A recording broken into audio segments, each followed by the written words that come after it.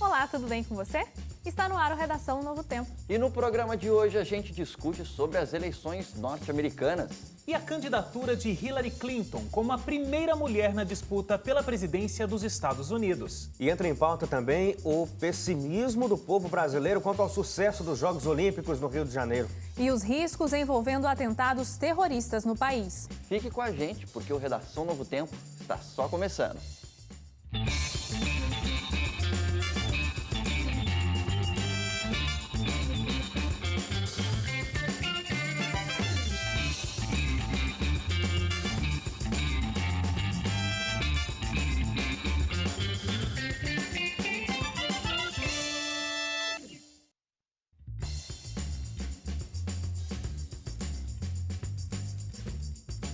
Olá, começa agora o nosso Redação Novo Tempo. Muito obrigado porque você está aqui mais uma vez para acompanhar as nossas discussões e eu espero que você não só acompanhe, mas você participe, você discuta junto com a gente. Essa é a intenção desse programa, integrar você aqui aos assuntos que a gente coloca como destaques dessa semana. Você pode participar com a gente através do nosso site, novotempo.com/jornalismo. Lá você encontra inclusive as nossas discussões passadas e todos os produtos que são desenvolvidos no departamento de jornalismo aqui da Rede Novo Tempo.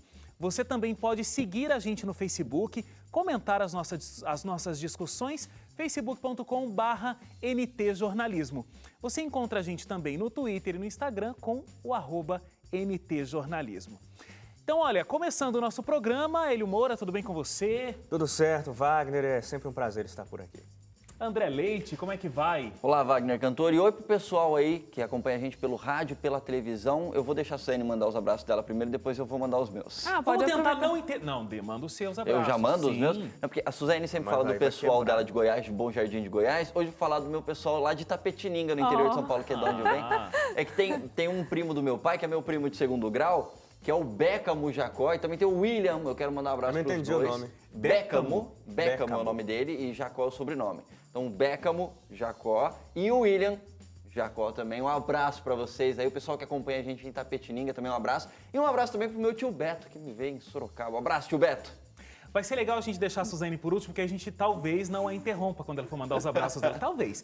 Eu vou mandar os meus também. O Leite falou isso e eu lembrei que eu tenho. O Gonçalo Quinholo, que assiste a gente lá... E agora eu não sei o país que ele assiste a gente, mas é na África. Ele é o nosso telespectador de lá. O Efrem Mol Peixoto e a esposa dele, a Cleide Santos Prado Peixoto, eles são de Franca, em São Paulo, e todo sábado à noite o casal assiste a gente unido e participa das discussões. Pelo sobrenome que você falou aí, parece que é Angola.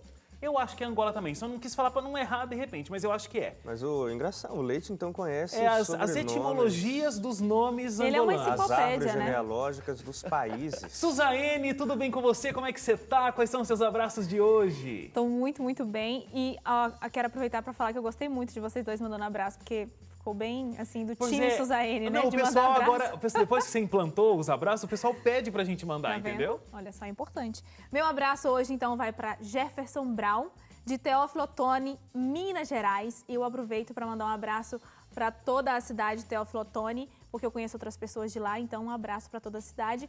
E Jefferson Brown, obrigada pela sua audiência de sempre. Ô Hélio, eu não quero dizer nada não, mas nesse ritmo aqui, acho que se você não começar a mandar uns abraços, o pessoal vai começar a te cobrar. Vai falar assim, nossa, o Hélio... Por que o Hélio é... tal. O Hélio é diferentão.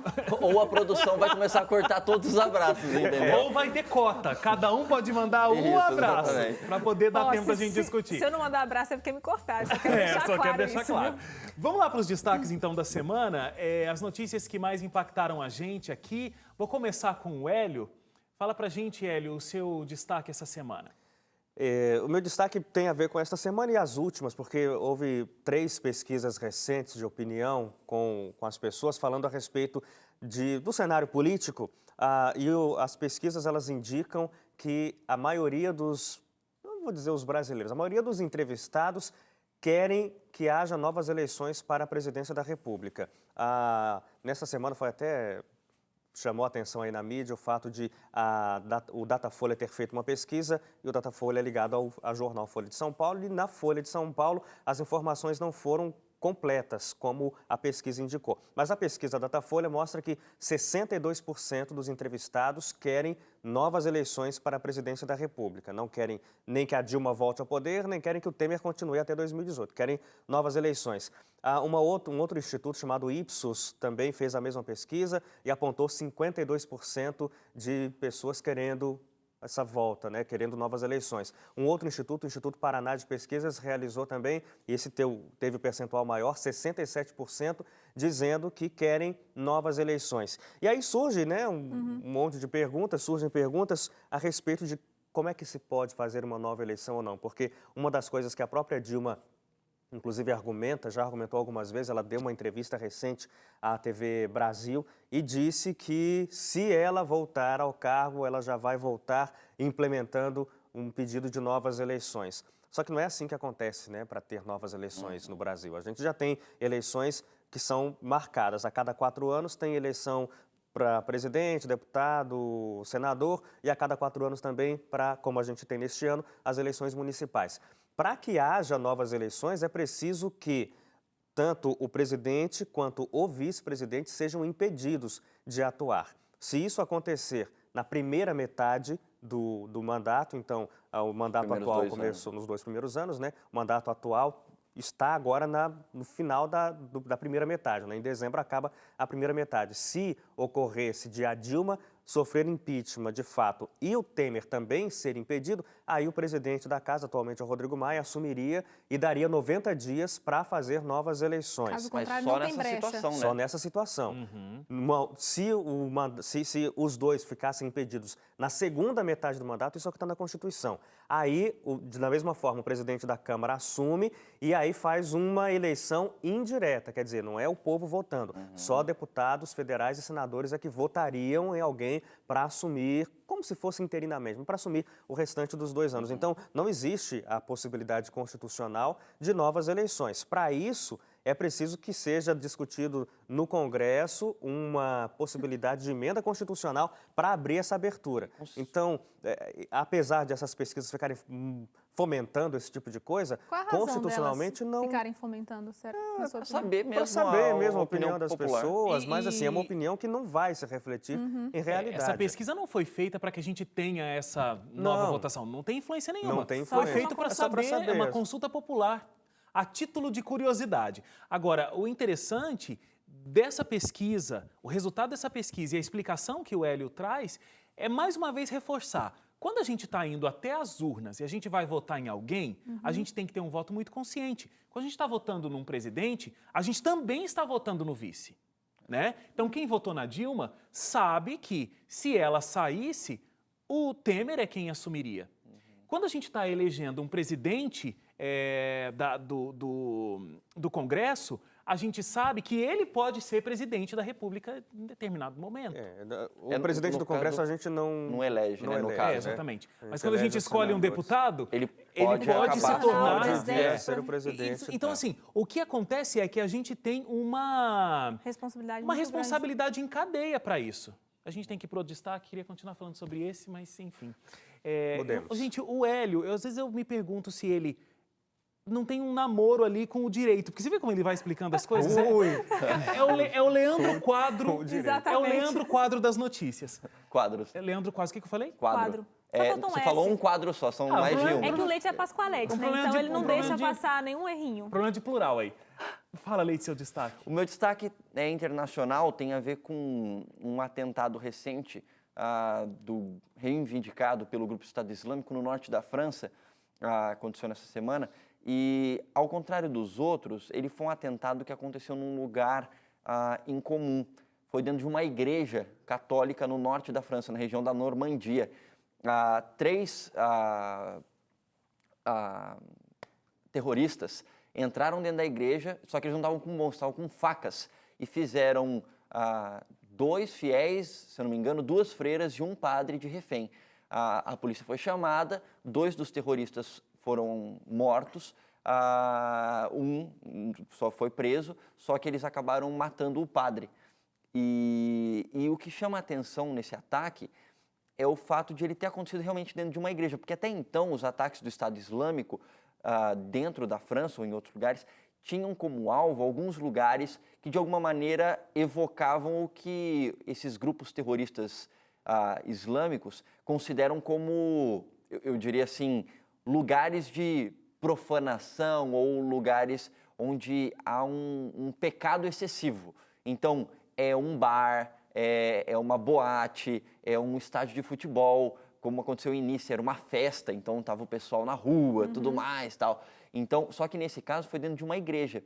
E aí isso chama atenção porque, inclusive, nos textos de reivindicação do Estado Islâmico em relação a esse atentado, eles usam as expressões para convocar pessoas para se tornarem terroristas, expressões como vamos atacar os líderes cruzados, vamos atacar os líderes ocidentais do reino da cruz.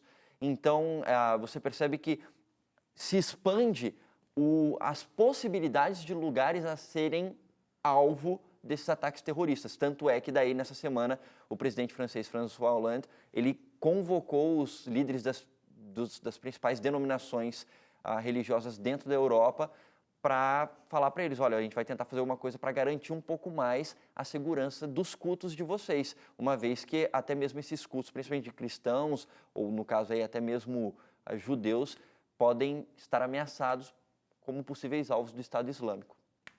Suzane, seu destaque. No programa passado a gente discutiu sobre a tentativa de golpe militar na Turquia e a atualização que eu tenho dessa notícia é, após essa tentativa, né, o governo turco fechou 131 meios de comunicação, 131 entre jornais, TVs e rádio, e emitiu a prisão contra 47 jornalistas. Entre eles, um dos principais colunistas que tem no país, assim, mais reconhecido. Como a gente já discutiu no programa passado, eu não vou ficar aqui repetindo, mas só lembrando que essa tentativa, uma delas é porque a quantidade de como é que é o nome do presidente lá, gente? Agora eu embaralhei tudo. Erdogan. O Erdogan fez isso em represália ao Gulen, porque ele é dono de vários veículos de comunicação. Agora, nenhuma confirmação teve por parte das pessoas que trabalham nesses veículos de que eles estão atrelados, são cúmplices dessa tentativa de golpe militar. E isso aconteceu por causa dessa suspeita que o Erdogan tem contra o Gulen e pelo fato de que vários desses jornalistas, eles apoiam algumas iniciativas ou algumas ideias de esquerda. E por essa razão, ele achou por bem fechar os veículos e emitir prisão para essas pessoas, mas que também não tem nada confirmado. Como disse a professora Suad Nasser, especialista em relações internacionais no último Redação Novo Tempo, parece não combinar muito bem com a democracia do jeito que a gente está acostumado a alguns governos orientais que têm um pouco de religião misturada aí, né? Porque você fechar veículos de comunicação única e simplesmente Brasil, porque eles fazem oposição ao seu governo é uma atitude totalmente antidemocrática. Né? Embora não seja só por fazer a oposição, mas por estarem ligados supostamente à tentativa de golpe. Mas assim, de oposição forma... é uma coisa, tentativa de derrubar o governo é outra. Né? Mas essa é a concepção dele, né? Estão tentando me derrubar aqui, por isso eu vou fechar esses caras, porque eles estão ajudando a fomentar isso. É o que acontecia na ditadura aqui, né? No Brasil, eles fechavam jornais e perseguiam pessoas e tal, porque eles entendiam que esses jornalistas, esses veículos de comunicação atentavam contra a ordem do Estado, né? Bom, vamos começar as nossas discussões de hoje. Faltando poucos dias para o início dos Jogos Olímpicos do Rio de Janeiro, o país se prepara para receber milhares de atletas e turistas. No entanto, ameaças de atentados terroristas e o medo da criminalidade na cidade são motivos de preocupação. Além disso, segundo uma pesquisa divulgada essa semana pelo Ibope, 3 em cada 5 brasileiros acreditam que os Jogos devem trazer mais prejuízos do que benefícios para o país. Olha, a gente recentemente teve o Rio declarando estado de emergência. A gente recentemente também tem vivido atentados. A gente teve França, a gente teve Turquia, a gente teve Alemanha e a gente vai viver daqui a pouco os olhos do mundo voltados para a cidade do Rio de Janeiro. Será que, falando especificamente sobre segurança, a gente está preparado para isso?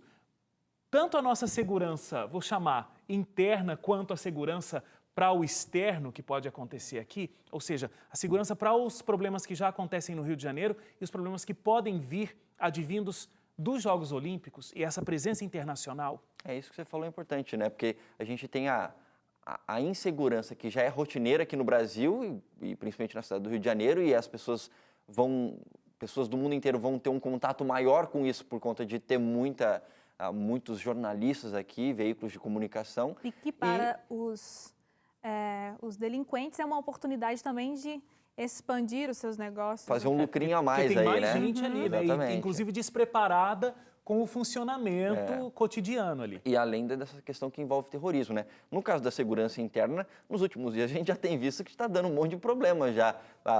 Na verdade, faz algumas semanas já, teve o carro de uma equipe de televisão, eu não lembro se era da África do Sul ou da Austrália, roubaram o caminhão que tinha todos os equipamentos deles, né? Equipamentos de tecnologia e tudo mais, de transmissão, roubaram.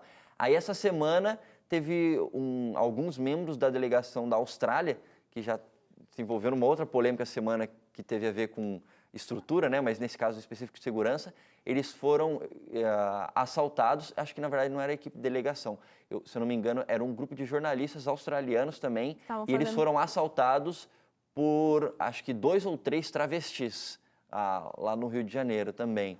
Então assim, você vai vendo que as coisas do que tem a ver com o dia a dia já estão pegando, né?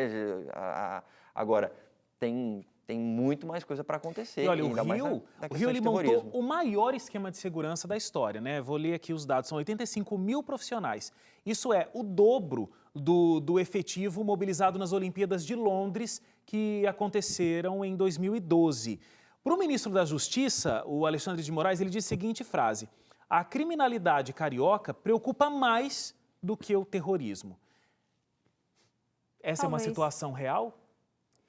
Eu acho que sim, porque tem muita gente que acredita que aqui não vai acontecer porque a gente é um país tecnicamente neutro nessas guerras assim e tudo mais.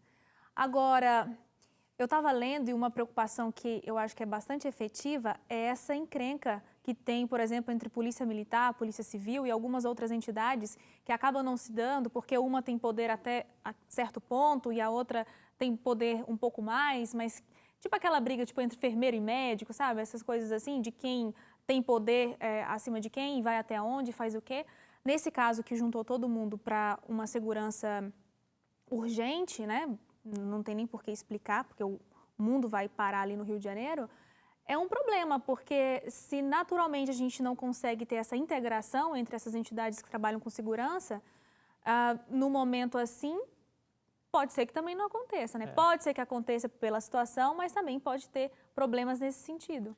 E é interessante porque a gente, em outros momentos, já discutiu segurança no Rio de Janeiro aqui, e aí a gente tem alguns telespectadores cariocas que mandam mensagem dizendo Rio de Janeiro não é só isso e tudo mais. Obviamente, o Rio de Janeiro não é só isso mesmo, é uma cidade incrível, tanto que foi escolhida para sediar esses Jogos Olímpicos. Mas existe sim um problema de segurança que precisa ser debatido, né? O Rio não é só isso, mas também existe essa dificuldade. E eu acho que, inclusive, quando o ministro da Justiça está dizendo sobre a criminalidade, que preocupa mais com o terrorismo, é justamente porque a criminalidade segurança cotidiana preocupa mais do que o terrorismo. Mais do que o terrorismo.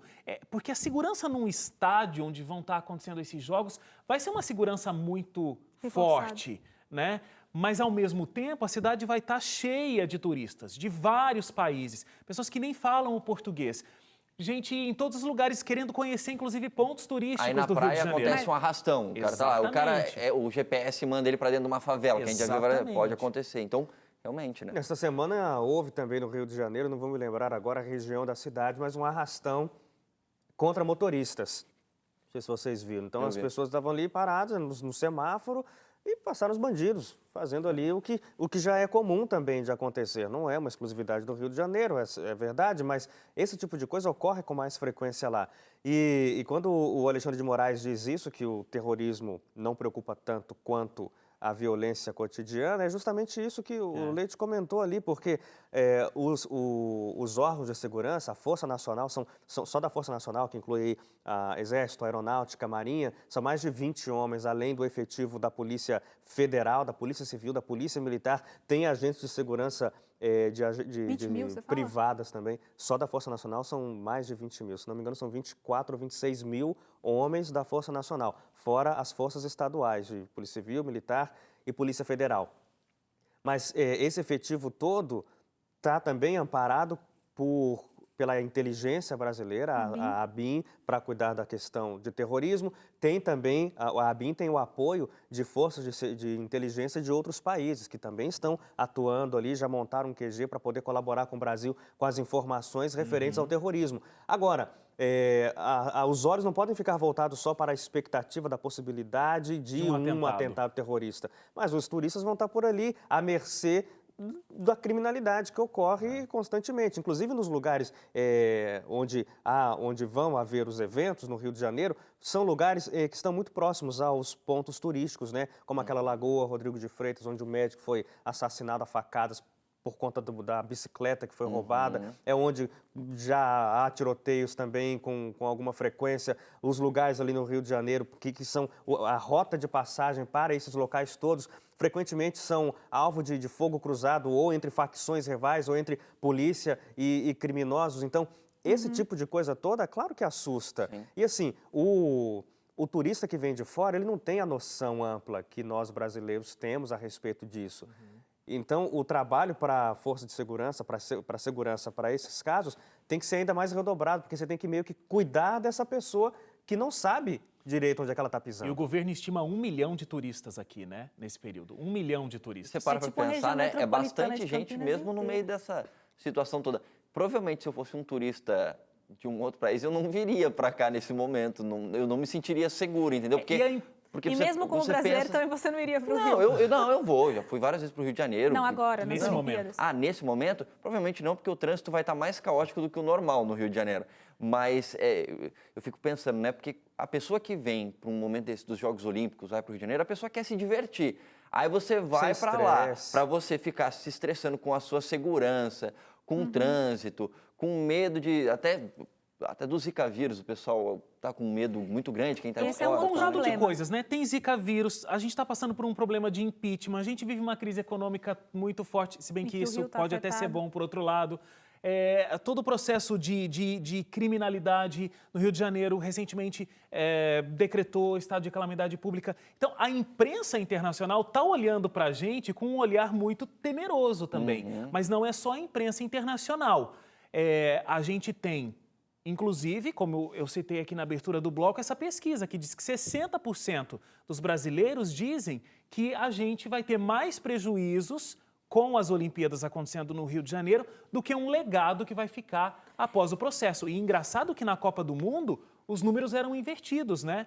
Anteriormente aos Jogos, a gente tinha 40% pensando que seria prejuízo, 60% vendo com bons olhos. A gente agora tem esses números invertidos com a questão das Olimpíadas. A Copa do Mundo, a gente viu que não deu em nada mesmo, tipo, foi ruim mesmo, em todos os sentidos, inclusive o resultado do esporte, com o 7-1.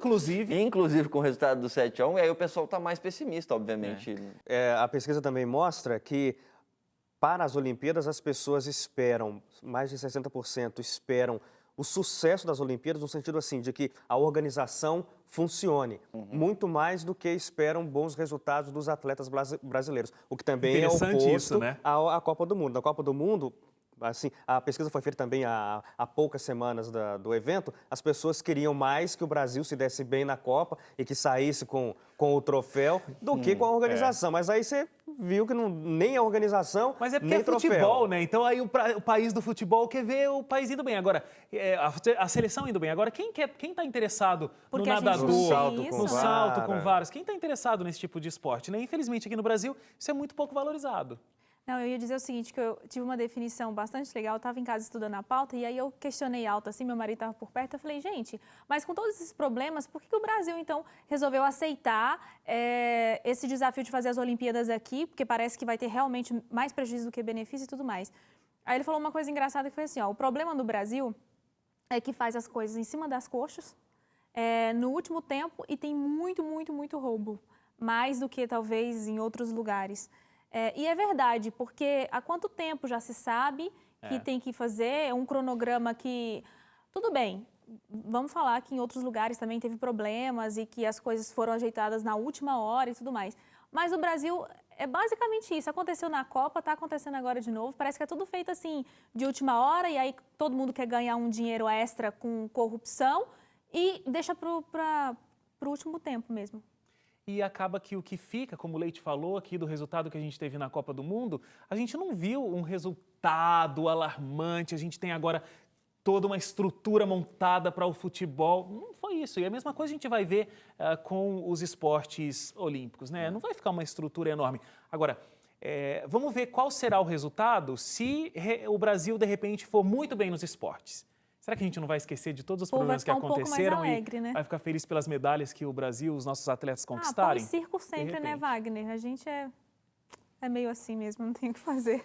Mas a Suzane estava falando aqui sobre estrutura e de que, inclusive, em outros lugares já aconteceu um problema também de estrutura, em outros lugares que sediaram Olimpíadas. A gente vai fazer um intervalo rápido e, na volta, a gente continua discutindo sobre os Jogos do Rio, os problemas na infraestrutura da Vila Olímpica e muitas outras questões de imprensa, de segurança também, logo depois do intervalo. Não sai daí, a gente volta já.